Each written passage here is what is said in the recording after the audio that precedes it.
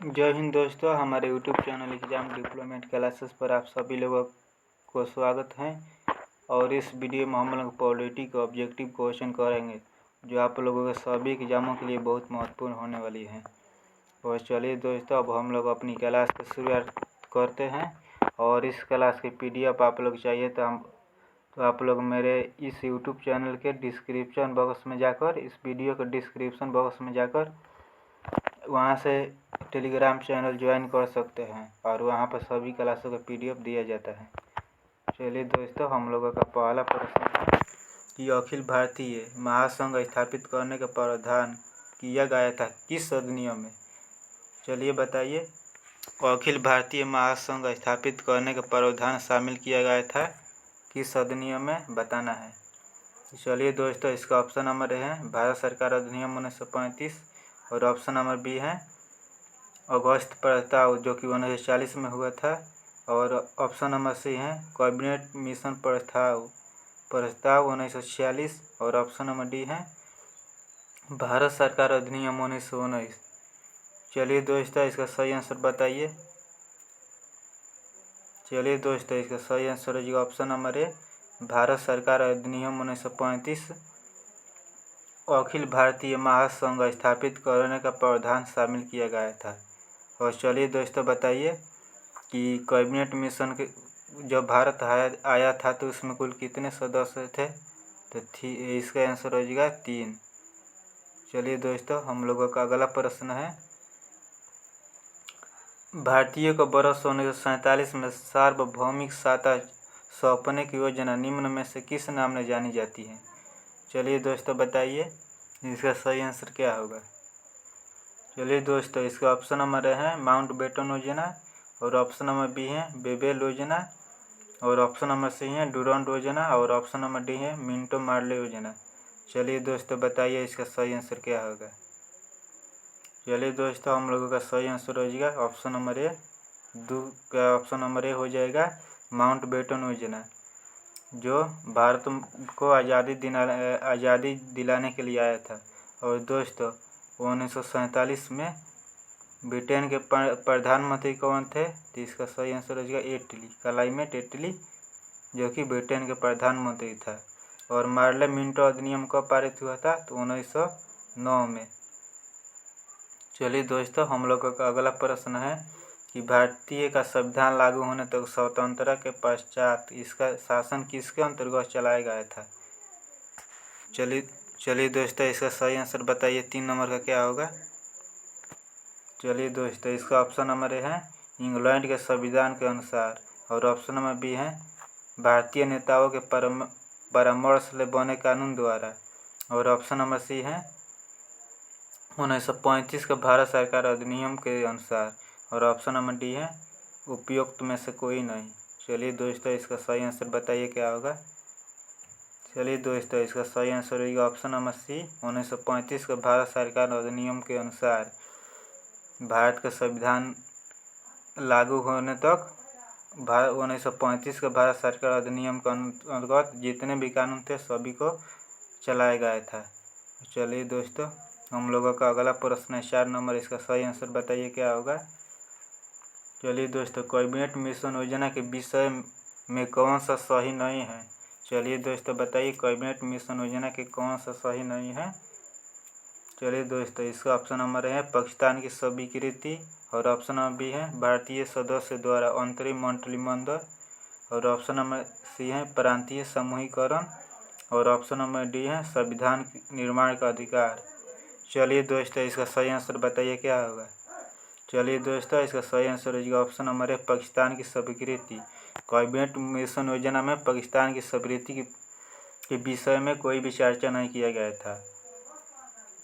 चलिए दोस्तों, हम लोगों का अगला प्रश्न है 5 नंबर, 1946 का कैबिनेट मिशन 3 मंत्रियों में गठित था।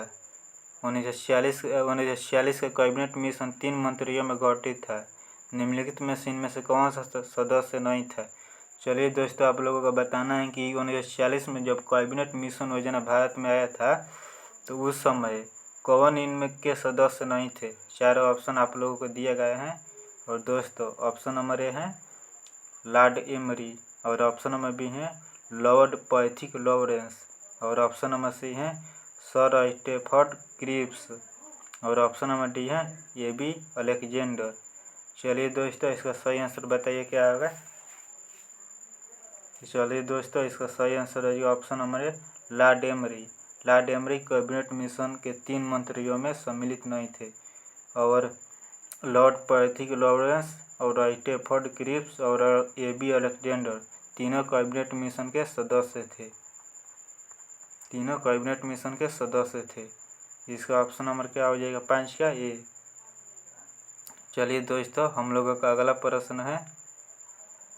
चलिए इसका सही आंसर बताइए। हम लोगों का अगला प्रश्न है मॉन्टेगू चेम्सफोर्ड सुधार में प्रावधानों का सार था। चलिए दोस्तों बताइए कि मॉन्टेगू चेम्सफोर्ड सुधार में किन प्रावधानों को शामिल किया गया था, माने उनका उद्देश्य क्या था। चलिए दोस्तों इसका ऑप्शन नंबर है प्रांतों में द्वारा शासन। और ऑप्शन नंबर बी है राज्यों की स्वायत्तता। और ऑप्शन नंबर सी है हिंदू मुस्लिम हेतु अलग अलग निर्वाचन। और ऑप्शन नंबर डी है राज्यपालों की वीटो शक्ति।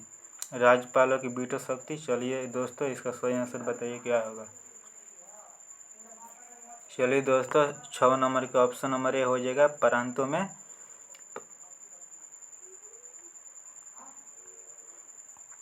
ऑप्शन नंबर ए हो जाएगा प्रांतों में द्वारा शासन। प्रांतों में द्वारा शासन मॉन्टेगू चेम्सफोर्ड सुधार में प्रावधान किया गया था।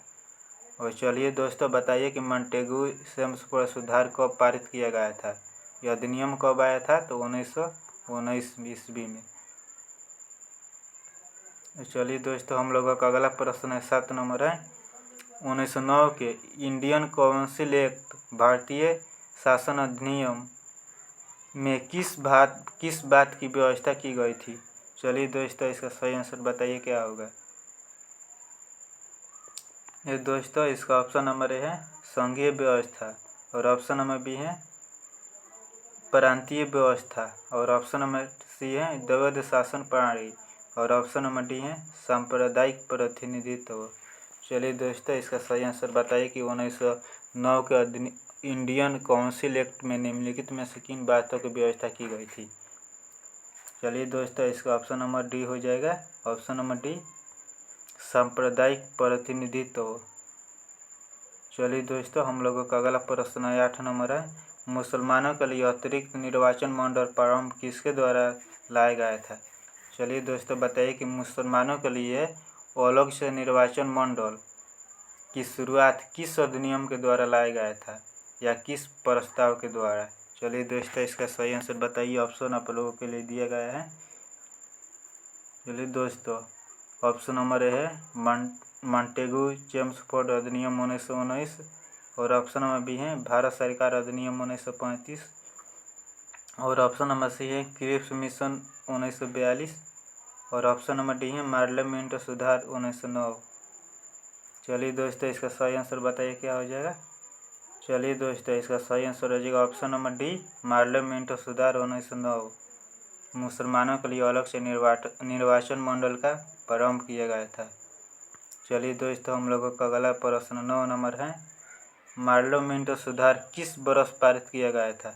चलिए दोस्तों बताइए पार्लियामेंट सुधार किस वर्ष पारित किया गया था। चलिए दोस्तों इसका ऑप्शन नंबर है 1911। और ऑप्शन नंबर बी है 1920। और ऑप्शन नंबर सी है 1905। और ऑप्शन नंबर डी है 1909। चलिए दोस्तों इसका सही आंसर बताइए कि पार्लियामेंट सुधार बिल किस वर्ष पारित किया गया था। चलिए दोस्तों इसका ऑप्शन नंबर डी हो जाएगा 1909 में। पार्लियामेंट सुधार 1909 में पारित किया गया था। और दोस्तों हम बता दें कि 1911 में बंगाल विभाजन को रद्द किया गया था। और 1905 में बंगाल विभाजन किया गया था। बंगाल विभाजन 1905 में किया गया था लॉर्ड कर्जन के द्वारा। और 1911 में लॉर्ड हार्डिंग के द्वारा बंगाल विभाजन को रद्द किया गया था। और चलिए दोस्तों हम लोगों का 10 नंबर प्रश्न है कि मिंटो मार्ले सुधार का उद्देश्य क्या था। चलिए दोस्तों बताइए कि मिंटो मार्ले सुधार का उद्देश्य क्या था। तो इसका ऑप्शन नंबर ए है युद्ध में सहयोग हेतु तैयार करना, और ऑप्शन नंबर बी है पूर्ण स्वतंत्रता देना, और ऑप्शन नंबर सी है पृथक निर्वाचन प्रणाली, और ऑप्शन नंबर डी है भारतीयों की भागीदारी को बढ़ाना। चलिए दोस्तों बताइए इसका सही आंसर क्या होगा। चलिए दोस्तों इसका सही आंसर है जी ऑप्शन नंबर सी पृथक निर्वाचन प्रणाली। मिंटो मार्ले सुधार का मुख्य उद्देश्य था पृथक निर्वाचन प्रणाली, जो कि 1909 में हुआ था।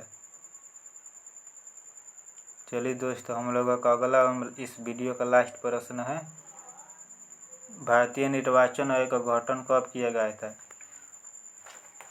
चलिए दोस्तों बताइए कि भारतीय निर्वाचन आयोग का गठन कब किया गया था। इसका ऑप्शन नंबर ए है 1911, और ऑप्शन नंबर बी है 1950, और ऑप्शन नंबर सी है 1952, और ऑप्शन नंबर डी है 1947। चलिए दोस्तों बताइए इसका सही आंसर क्या होगा। चलिए दोस्तों इसका सही आंसर हो गया 1950, ऑप्शन नंबर बी 26 जनवरी 1950 को भारतीय निर्वाचन आयोग का गठन किया गया था। और दोस्तों निर्वाचन आयोग की चर्चा हमारे, चलिए बताइए कि निर्वाचन आयोग किस भाग में है। इसकी चर्चा संविधान के किस भाग में किया गया है, तो भाग नंबर 15 में निर्वाचन आयोग की चर्चा किया गया है। और दोस्तों 1947 में भारत की आज़ादी मिला था, 15 अगस्त 1947 को भारत आज़ाद हुआ था। चलिए दोस्तों अगर आप लोगों को इस क्लास का PDF चाहिए तो आप लोग इस वीडियो के डिस्क्रिप्शन में जाकर आप लोग इस क्लास का टेलीग्राम चैनल पर जुड़कर इस क्लास के PDF प्राप्त कर सकते हैं। चलिए दोस्तों जय हिंद।